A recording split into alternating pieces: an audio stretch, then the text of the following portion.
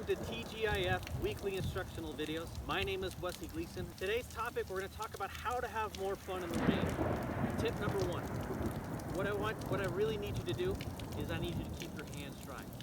What that's going to allow you to do is get a little bit better traction to help you grab your phone, which will allow you to call the golf shop. Hello, golf shop? Yes. Yeah. I'd like to cancel my tee time. I'm going to be at the bar. If that doesn't work, we have step two. Step two, I really need you to focus on your posture.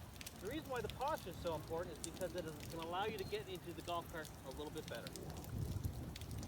And from there, you can go home.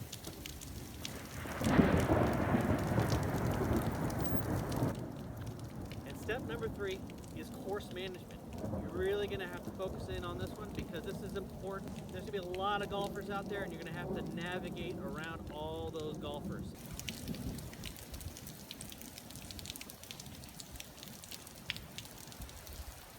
If you follow those three tips, I guarantee you will have a lot more fun in the rain.